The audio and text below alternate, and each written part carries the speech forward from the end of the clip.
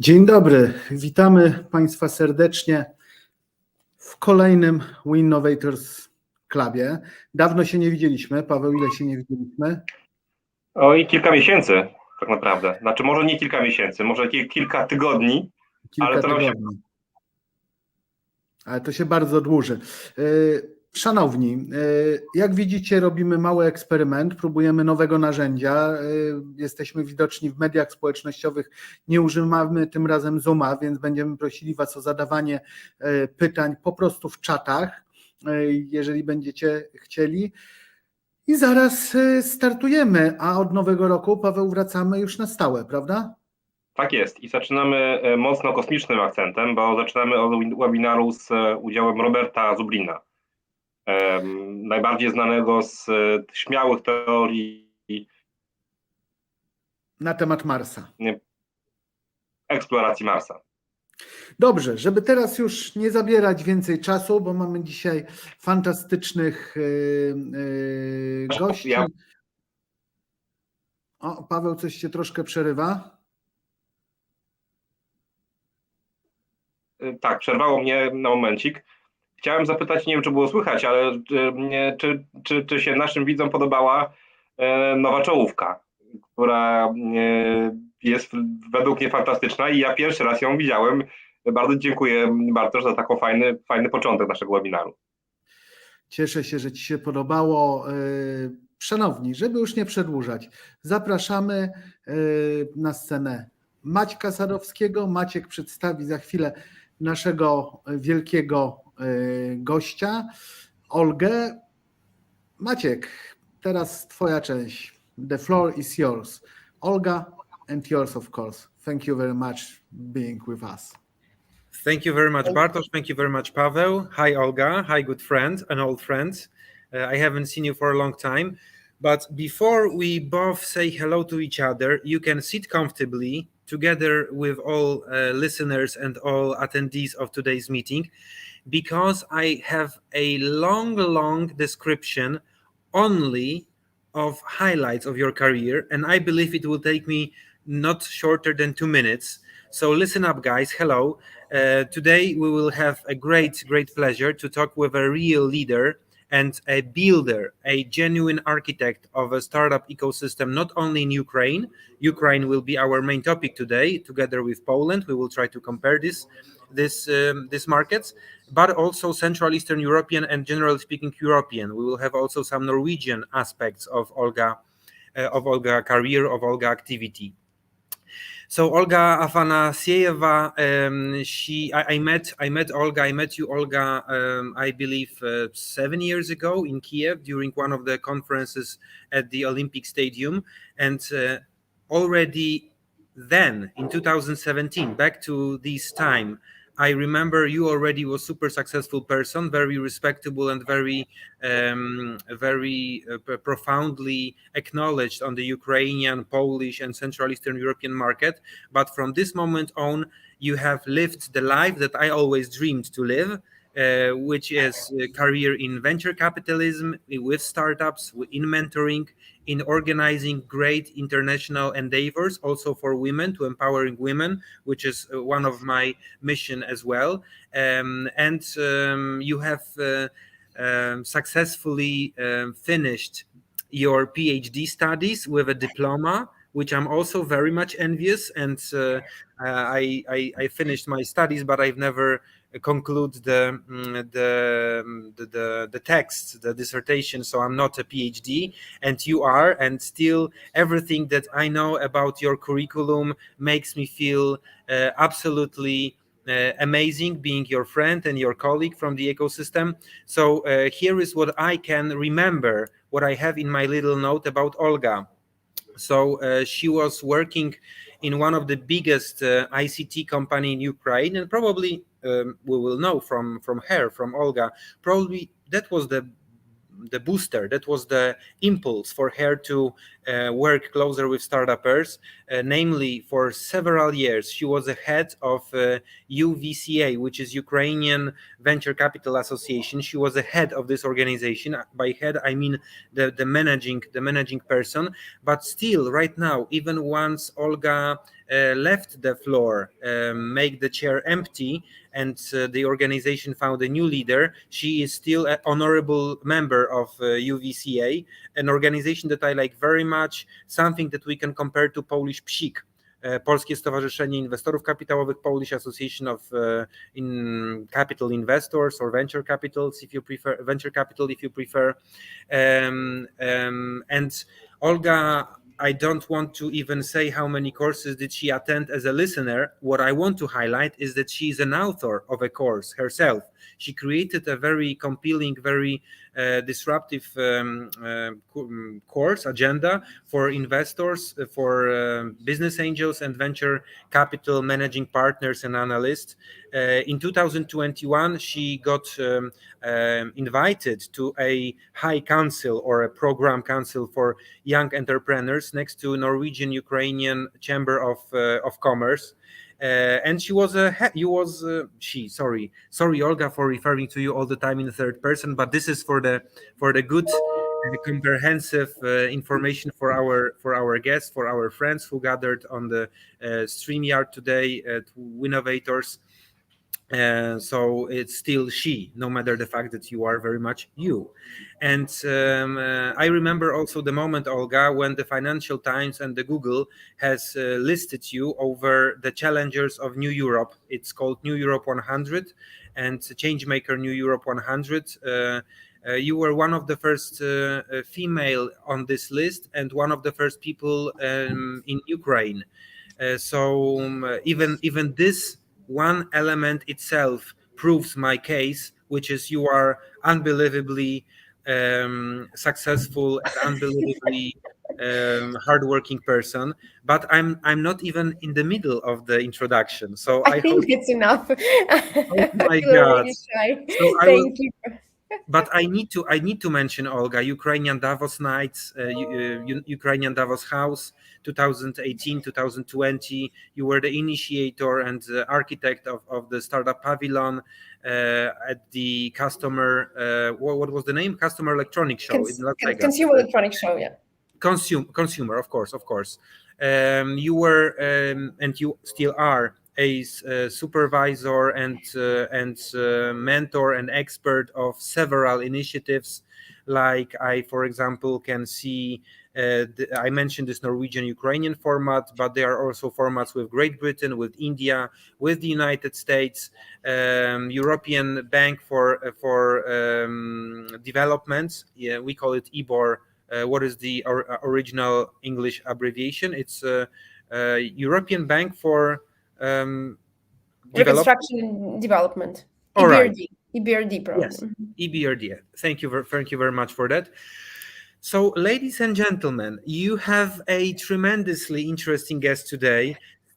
Still, I haven't even mentioned the whole points that I have made in my little note, but I promise that everybody can see your profile later after our meeting. I know from a very good source, namely from you, that you are always very open for any networking, and if only the time, this 24 hours a day, allows you to engage in new formats, you are always eager to do that. So, Olga, I should start our meeting with saying thank you. You have created a significant portion, a significant part of what we call today a startup ecosystem in Central Eastern Europe.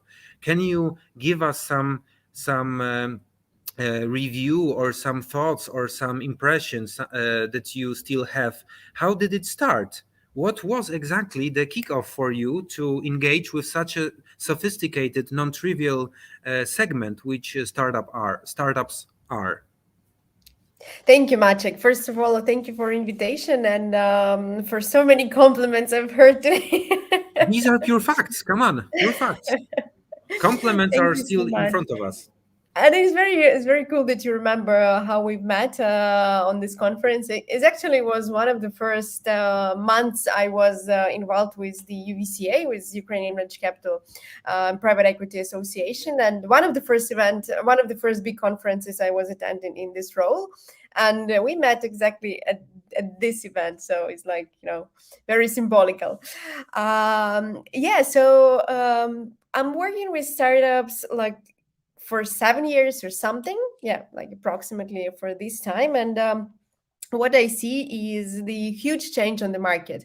Like, for example, I like to have this example. Sorry for repeating the words.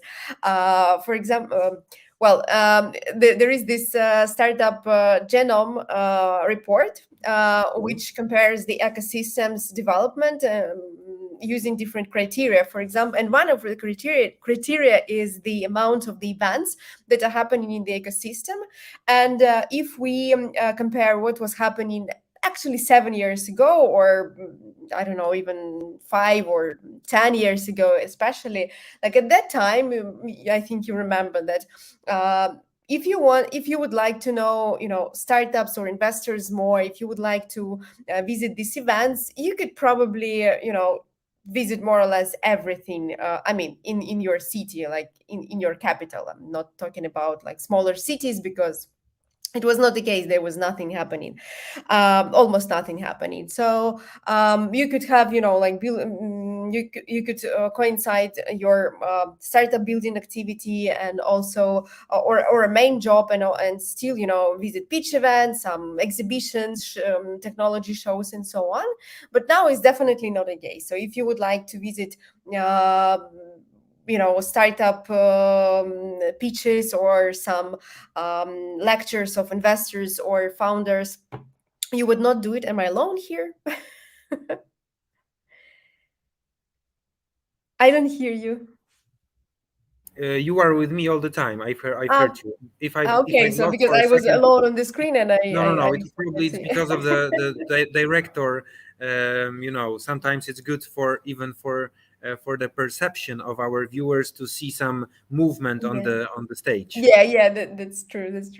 Yeah, so what I was telling is that now it's totally impossible to visit all the events and to participate everywhere, because the amount of them is super huge, and there are a lot of sources of information. Of course, some of them are not structured, some of them are worth attention, and a lot of them are worth attention. So and this is like one of the indicators of the progress that has been made. Actually, I have breaking news that this Monday you have seen that. So I shifted from the role of the CEO of Venture Capital Association earlier this year, but I continue, volunteer work for helping and developing the ecosystem, finishing some project that I started like a year or two ago. And today we have been presenting the investors book, is like the catalog of investors who are active on the Ukrainian market, but they're not only Ukrainian funds or business angels, but from everywhere.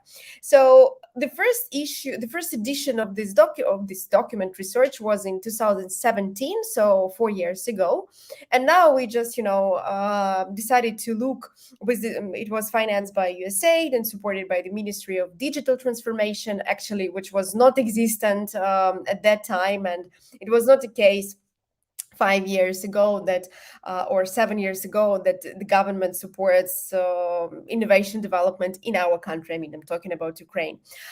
And comparing with the first edition, in this one we have almost 100 investors, and in previous one there were just around 40 or something, and this is the significant difference for the country from Central Eastern Europe, I think. So this is one of the proofs that a lot of progress has been made by our group effort, I would say.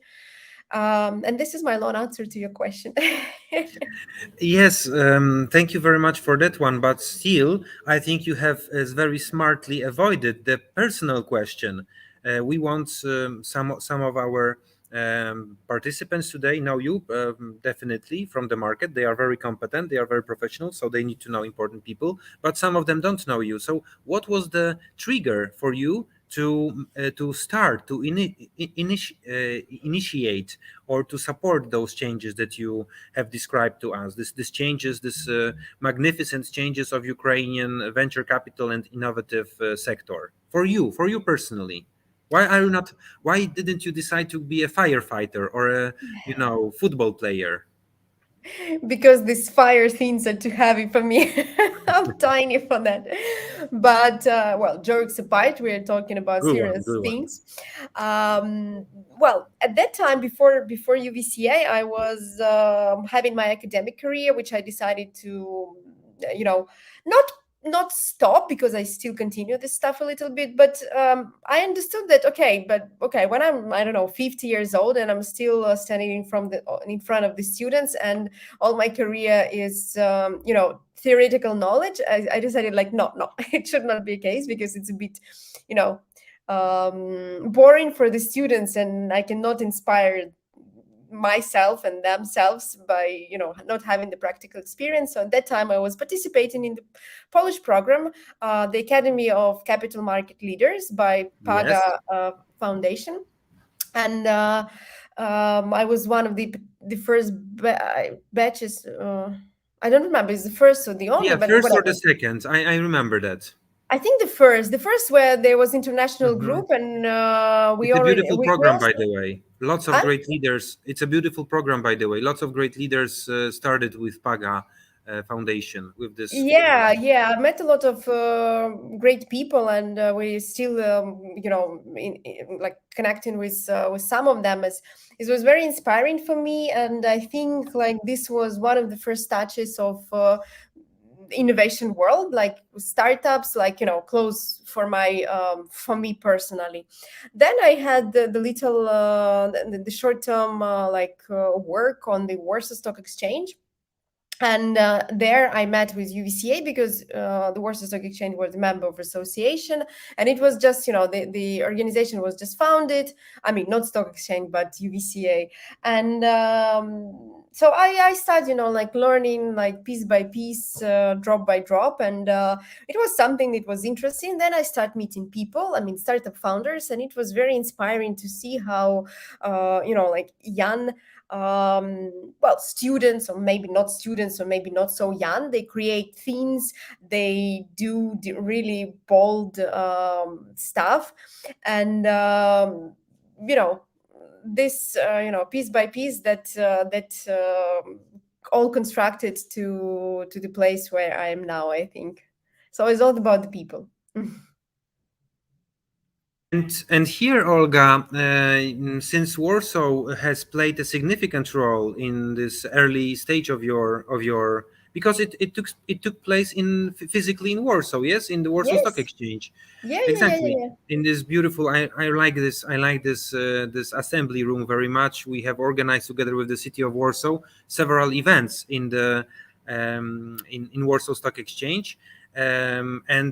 Actually one of the Warsaw boosters in the year 2016 and 2017. Right now we are running the 8th edition of Warsaw Booster.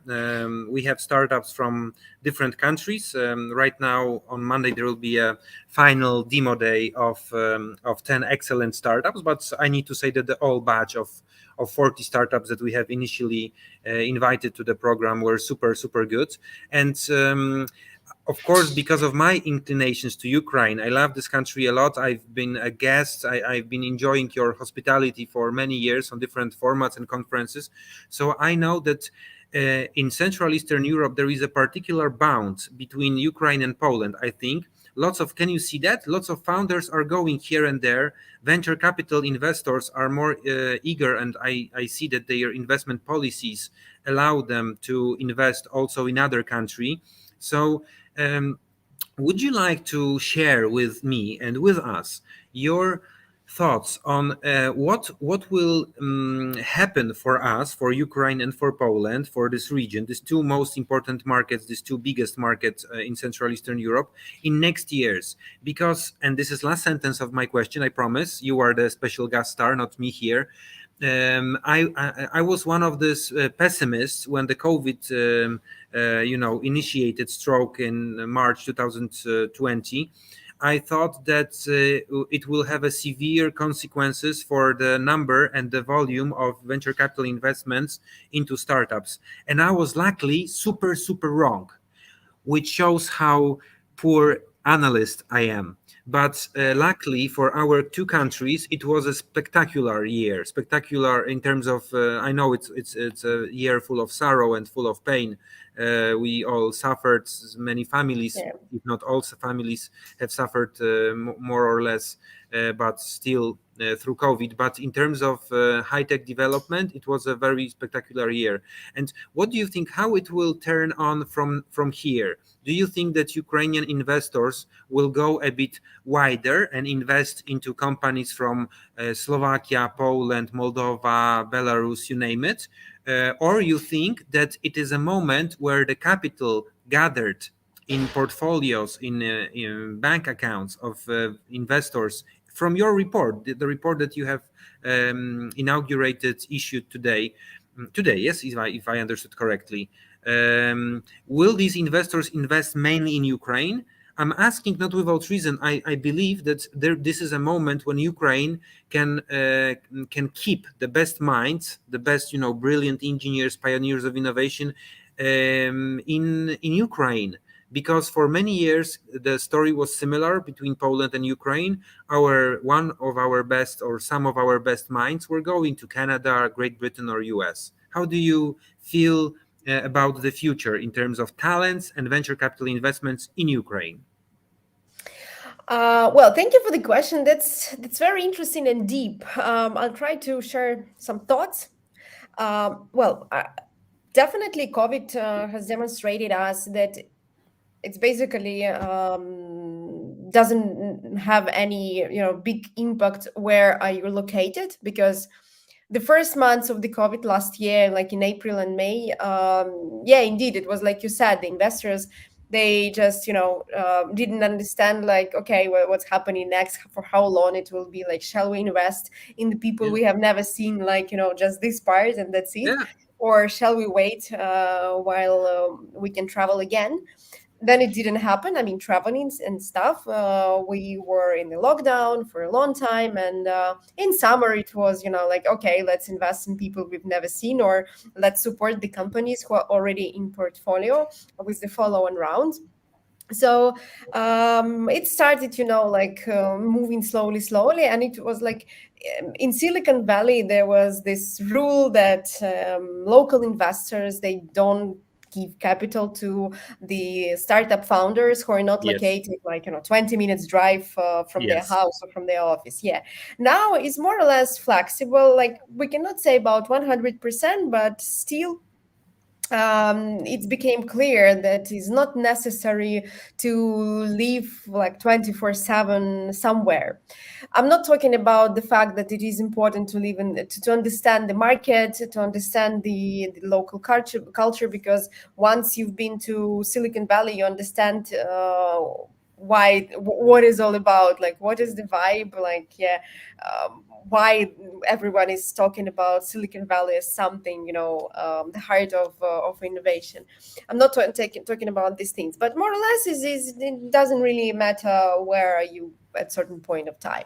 So that said, I think that what was happening even before COVID, I guess, is that our investors from Ukraine, they were slowly looking in the other ecosystems and the other startups. Like, I know that almost all, or like maybe not almost all, but many investors from with Ukrainian origin, they have been investing in the startups from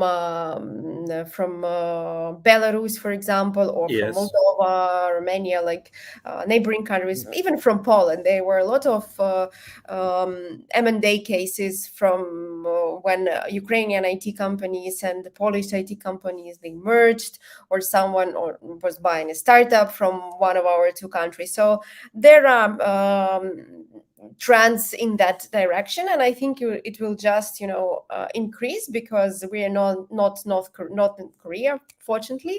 And where I believe the world is moving is into synergy, into connecting, and ruining the boundaries that, well, there are certain countries, and we border with some of them, which likes to create boundaries and do stuff like this. But the developed world is moving definitely into connecting with each other. For example, in this investors book, we have many funds from Poland also, and some accelerators from Poland. So,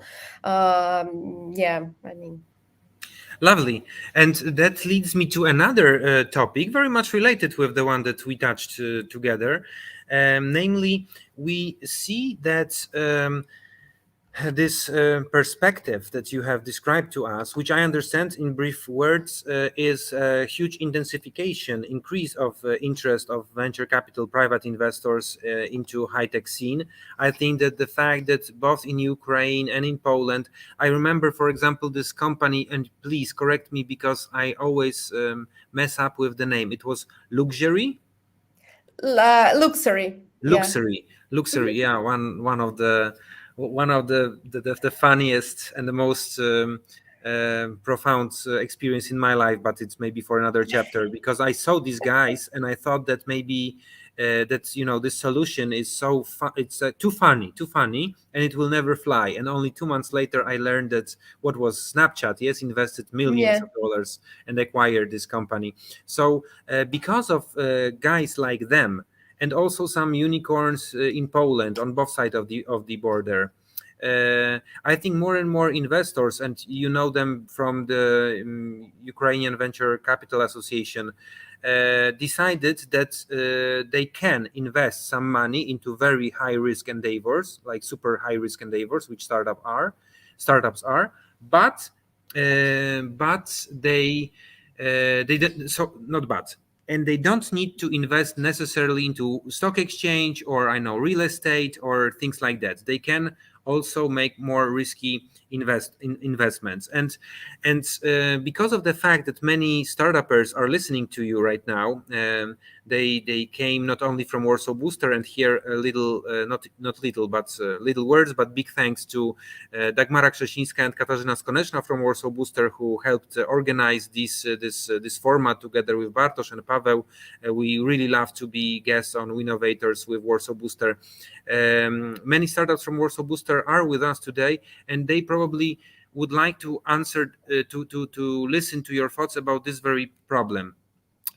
Is it, no matter the fact that investors are keen right now, also thanks to COVID or because of COVID, to invest abroad, away from their headquarters, is it really a reasonable course of action to stay in Central Eastern Europe and wait for seed and A round investments? Maybe it's still more sexy way to go to US directly and try their chances there. Do you think that Ukraine and Poland can be the real, big time incubator for best topics and keep those topics still in our within our borders, within our ecosystems? Well, again, interesting question. You are very well prepared. Thank you. Thank you. I think it depends on the expectations of the investors, because I know both. I see both in the market. Those who think that no, the real startups are only in San Francisco and in the Valley, and I will go there, and this is the place for me to to earn money, to invest, to be inspired, and so on. Of course, there are investors like that. There are other investors who understands the local markets more. They understand local people more, and they want to develop the ecosystems locally also. Or maybe they is more business wise. They have the mandate from their limited partners, from the LPs, those guys who gave them money for investing, that they have to invest into the founders with the Eastern European region, or from particular countries like Ukraine, Belarus, for example, or Poland, or like things like that. So it really depends. To invest in the startups from Silicon Valley, yeah, it can be more sexy, but there is the higher entry level. Yeah, you need to have the access to pipeline. Yeah, and the good pipeline, we know it flies away immediately. Yeah, like there are queues to invest in the startups which are very cool, which are very promising, with great founders, and they're not taking money. These great founders, they're not taking money from everyone, and especially to like no-name investors. I mean, investors with like no, not reputation, but like no image on the market. Like, I mean, when you're new, of course, it's like very difficult to have a part in the sexy deal. So it's really not that easy. So you have to have a good network, which you don't build like overnight. You build it with the time. You build it with your efforts and so on. You need to have also money, because even in Ukraine, like you can be an investor with $5,000 in some club deal, for example. Just saying. In the US, it is much more difficult, because like, why? I mean, what is this money? Is not the money that startups are looking over there. So it really depends on the factors I have just said. So depending on, so basically, like I'm summarizing, depending on your strategy, depending on how long are you on the market and which connections do you have, what is your experience as well, because currently at this stage of development of the ecosystems in our countries also, not only money are important. Yeah, it's much more easy to raise funds, because there are the state programs, yeah, which give you money There are without. plenty of those in Poland, yes. Yeah, like with no equity, so you can just open the company in Poland and raise the capital. The thing is not about that. The thing is like what also you get with those money, and these are the experience and the expertise on the market, like how to scale, how to build global company, how to outreach the customers, and many questions like this. And also some connections and networks which are coming with the investors sometimes. So it's all about these factors which define the strategy and the focus. I mean, geographical focus of investor in particular. All right, and here derives another question. Maybe you will also find this one interesting. The title, we were looking for a title for a long time, together with Bartosz, with Paweł, with Dagmara, how to put in one line a topic that can somehow embrace all of the experience that you can share with us.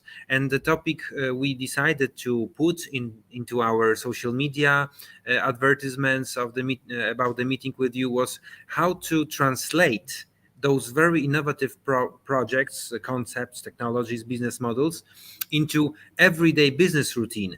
Because one of the discovery, and it's not super intelligent, but one of the discoveries that I made for myself, it was a few years ago, was that no matter how many limited partners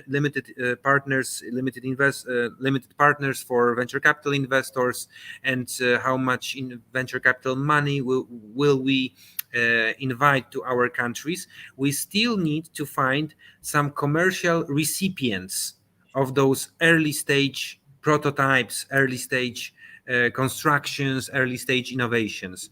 And it was super difficult in Poland, Olga. I know you've been observing Polish market as well, and probably you have similar views, similar recollections, that many corporations were super closed and protected from talking to innovative startups. Why? Because startups means risk. Startups means guys and girls in hoodies, some punks, crazy people. They don't understand the processes of corporations. And I thought that maybe you can inspire and ignite the curiosity of, not curiosity even, there is a better word, the determination of startups on both sides of the borders. This discussion, this conversation is in English, so also guys from Ukraine can listen to it and from other countries. How to inspire them to try their chances in working with corporations. Do you have any stories or any examples of startuppers, founders, no matter from which country, that knocked to the big gateways of these legendary brands, corporations, and these doors got opened and they made their way, I mean startups, to become very significant players, signing good contracts, being providers of some solutions in commercial basis to those corporations. So I hate myself from asking so long questions, but it's also for the purpose that you can take another brief and without the need to speak all the time. The short version of this question would be, do you have any comprehensive, friendly advices for our startuppers how to break the psychological barrier of not engaging any corporations because it's too difficult? Well, first of all, don't blame yourself for asking long questions. They're not long. I mean, it's good that we have this discussion. Thank It's you. very good. So yeah, but about you are your a question. lecturer. You have PhD, so you are a young professor, and I know that speaking for 1 hour yourself, only hearing your own voice, it's not a big trouble for you. Yeah, you see, I even arrived with the glasses today, so to prove that I'm really a professor. I'm joking. You don't need to prove it. Well, that's a very important issue about cooperation of corporates and startups, and I think it's definitely a two-way street, because it's not only the desire of the startup. Yeah, the startups can have a lot of desire to work with corporates, but corporates are just not ready. They need to understand that engaging with a startup is not built in a day, and you need to open the doors. They need to risk as well a bit, or sometimes more, and they need to invest some capital and give it some time because it's not just you just have an acceleration program with some facility organization, and then you expect that you will have millions of dollars of return. It doesn't work like that. You need to allocate money, maybe to make a venture arm from your corporation in order to invest, like explore the forms of interacting of corporate and the startup. So it's very important for them to understand, and this is the way that the corporates have to walk, because is about understanding, and it doesn't come overnight as well. And for startups as well, they need to try, they need to open their eyes and see which programs are open, because there are some opportunities on the market in both of our countries and also globally. I know, for example, yeah. And Olga, would you if you were an advisor of my startup? I don't have one, but if I had a startup, would you yeah, maybe. I'm 10 years already in Startup Hub Poland. I promised myself that I will not start a second decade as a leader. I want rather to be a volunteer like you for. I feel your pain. Yeah, for Ukrainian Venture Capital Association. So maybe startup one day. Why not? WeInnovators inspires me a lot to start my own ideas, to commercialize my own ideas. But here, still being on our position of community insiders, more the supporters than authors of our own innovations. Would you recommend me rather to attract and to seduce the top level of managers in a given corporation, or maybe it's wiser to go to the mid-level managers? Why? Because they might be, they might want to prove something to their superiors, to their bosses. Maybe they are more how to say, maybe they have more time for working with startups. I really don't know what is the correct answer. Sometimes I try to invade the office of the CEO of a big company, and it's not working. And sometimes I try to talk with mid managers of a corporation, and it's not working. So how would you navigate me through this labyrinth? I think you already answered the question, because there is no magic pill. Damn it. Yeah, and sometimes you can just, ignite the CEO or the founder of the big corporation, and sometimes you can reach out the innovation department, like the one, the venture arm or whatever it is in the company, and you can go through the through the door that is open for the startup. So I mean, if you have an opportunity as a startup founder, you need to, as it's fashionable to say, to hustle and to try all the options that are that can be available. I'm not saying that which are available, because it's like you're taking what is here on the screen, but you need to explore more. So try to grab all the opportunities and see. There are also like some cases when corporates have their own startups. For example, I'm the head of Kyiv branch of the company called ELEKS, and we're like 2,000 people. We're 30 years on the market, and by the way, we have office also in Poland. And we have our own startups inside of the company, so which were born out of here, by the founder and the colleagues. So that's also very interesting to spot, so people understand what startup is, and maybe there is some synergy in that sense as well. So knock all the doors and make a research and see what this company is saying about itself in the also on public LinkedIn, isn't it? Like, you can ask your friends like who they know from this organization, and you can make your own intelligence, your own investigation, and they know that, for example, you rather should talk to Olga because she's very open for conversations, and Maciek, on the other hand, he's a bastard, he will not talk to you, like, don't never approach him, for example. So I think that this But is if very you make good. him a nice gift, a chocolate, he may talk. Yeah, true. My friend, all right, thank you very much for that. I have just realized. Yes, tell me. By the way, Bartosz has sent me Yes, a lot of questions. Mhm. And I know. I see these questions. I just, guys, listen, this is the whole magic of talking to interesting people. You got so much involved. Your mind is kidnapped by the interesting conversation, which I miss a lot because we don't have time for going for a wine or a beer. COVID made it super impossible for me even to go to other city very often. Maybe not that bad, but it was difficult to meet. So I am, I want to just saturate every minute I have in this conversation with my own questions. But this is true. Bartosz has collected questions from our audience, and I might be the microphone, or not microphone, the loudspeaker of these great questions. Of course, there need to be a selection because we have like 11 questions right now. So maybe I will start with this one.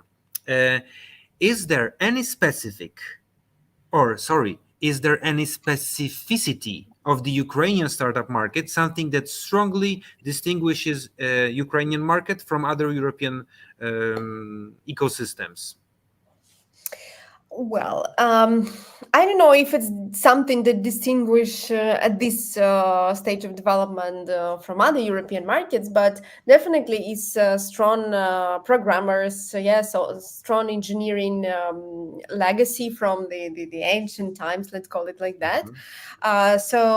This is something that we're proud of, and this is something that Ukraine is known for.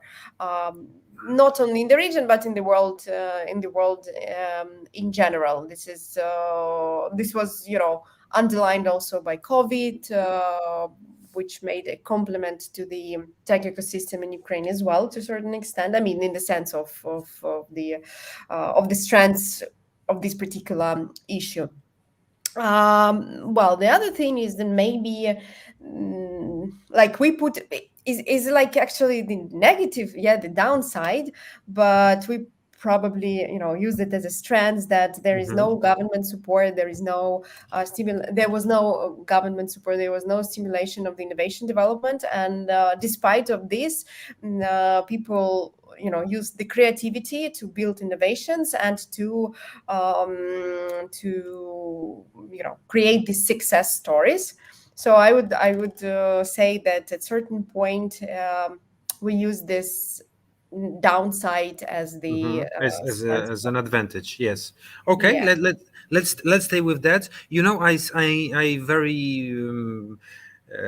very hasty read all the questions that Bartosz has sent to us on the private chat bar on our screens. So I see that some of your additional thoughts can also be covered by other questions, because some of them are similar.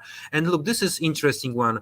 It's not a specific one, but it's something that we both dreamed about very, very strong Central Eastern Europe as a counterweight to Silicon Valley, to Singapore, to London and Tel Aviv. So the question is, how do you think, Olga, Poland can help Ukraine in business? What can we do to make more companies investing probably in Poland and more Polish companies investing in Ukraine? It's a presidential question. If you answer this question, you will be the next president of Ukraine. It's a very difficult one. Well, damn it, huh? Well, I think we need we can think not with the labels of I'm from Ukraine, you're from Poland, or vice versa. I'm from Israel or whatever I am from, but you need to think about the categories of people in general, of what everyone is doing, what everyone is building, what everyone is capable for, and this is most important thing. And then it doesn't matter which country are you from. You can be from whatever Madagascar. Asian country. Yeah. Madagascar, yeah. But at the end of the day is about the dedication and the execution with a component of creativity. Yeah, do you think maybe this question is additional? So Bartosz and our directors in the studio, please do not remove the original question from the bar.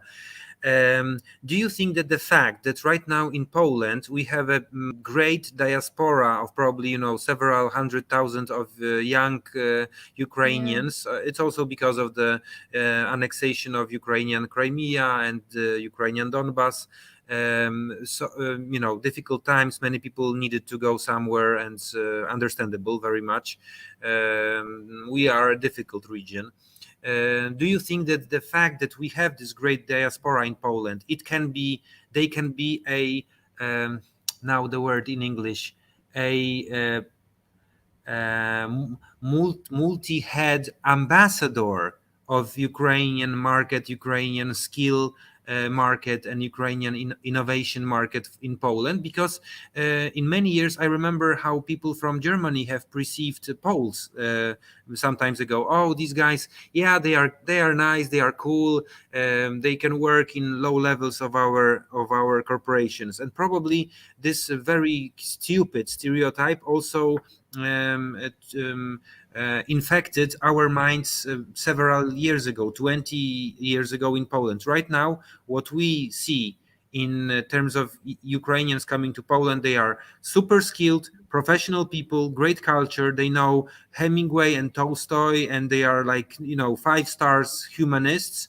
And what's more, they speak beautiful English. They have easy path to learn Polish. So do you think that the fact that we have lots of people traveling from one side of the border to another can make our two countries even closer? Definitely. And there is much more traveling last year as well, not with COVID, but still. There is much more connection, and it's very cool that you mentioned diaspora, because I believe that diaspora is this category of people who are actually support the integration of one country into another and to spread the world globally. Because there are many talented people who are living, Poland in this case, and they are a great example of what, well, in this case, Ukrainian can be. Yeah, it's related to many countries, of course, but we're talking about these two particular. So actually, I totally agree. And for example, when we did the Ukraine House Davos alongside the World Economic Forum, there was a big support from Ukrainian diaspora in other countries, like in Switzerland, in Canada, in America. So yeah, this is an important power that we need to consider while talking about the strengths of any nation. Yeah, big kudos, Olga. I believe that many of these people who moved from Ukraine to Poland will just, create some networking, create some capital strength, and will come back and build even stronger Ukrainian economy for next decades. And here I have a question that's the last one was a presidential question, the question that can make you a next president of Ukraine. This question can make you next billionaire. This question can make you a billionaire if you know a good answer. And the question is, we know some fantastic companies, unicorns like GitLab, Grammarly, Genesis, People AI, and tell us, Olga, how unicorns are made. What are the necessary conditions to make a unicorn out of startups? Super difficult question. If only, guys, if only I knew. We will be sitting on my yacht right now, drinking. But it's not legal to talk about this, how unicorns are made, because unicorns is the magic animal which doesn't exist according to normal, human rules. And if we say and if we reveal how they're, made, how they're created, we basically ruin the magic. Yeah, okay. We should leave this. We should leave something for our imagination. But this is really hegemonic.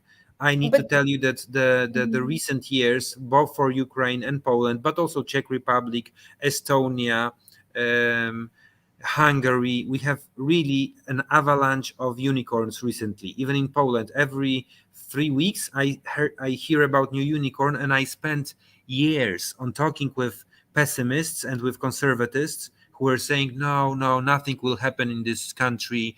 We are intrinsically incapable of producing unicorns. So it's my favorite. I think both our countries have proved the skeptics wrong. But I have a comment on this question about these companies and the other companies which are not listed here, but they're close to unicorns. Yeah. In all the countries.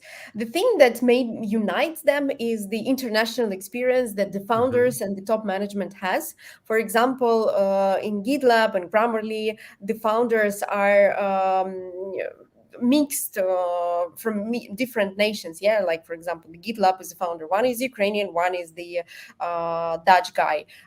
In Grammarly also there are Americans and Ukrainians. So this what brings the diversity, because the diversity is not only the gender or the race thing. Diversity is also about the nations where people coming from, and they bring different experience to the table. They look at the business tasks from the different point of view, and this again brings us to the topic of the importance of eliminating the borders and becoming international. And that can lead you to unicorn if this is your path also. Unicornization. You remember this TV show, Californication? So I think you can make a new one, unicornization. So look, we see another question from Bartosz. Bartosz was kind enough to write it down for us. Ukraine has a lot of space. I mean, outer spaces like cosmos, space experiences from the past. This is true. Ukraine is a European powerhouse for space exploration. We are also, the author writes, we are also developing space technologies in Poland, but still this market is small. Do you know any space startups or companies that could, and here somebody writes, develop in Poland? I don't really remember if I don't really understand if maybe it means, do you know any space startups or companies that could be developed in Poland or that are developing in Poland? Can you see this question? I don't know space startups in Poland to be true, but in Ukraine, yeah, we have this mentioned previously, Firefly Aerospace, yeah, founded by Max Polakov and related to Nosphere company. There are there was also a company that is building like the I don't know this English terminology, like the place where the rockets fly from, like Launching pad. yeah, like launching pads, and they build some rockets launching. or stuff like this. So there are some companies in Ukraine. Well, we need to ask them if they want to develop in Poland. I'm not trying to answer that, but yeah, indeed, there is something happening in this space. And Firefly actually is a good like leader in that brings us to Olga, I have two last questions for you. One comes from the Bartosz list from our attendees. Let's try to do, one comes from myself, but first, of course, I will start with our friends from the audience. And I think it's a sweet question.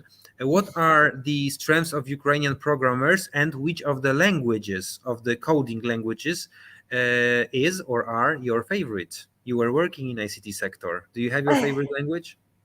No, I don't have my favorite language, unfortunately, or I don't know, or not unfortunately. I'm sorry about that. I'm not a programmer.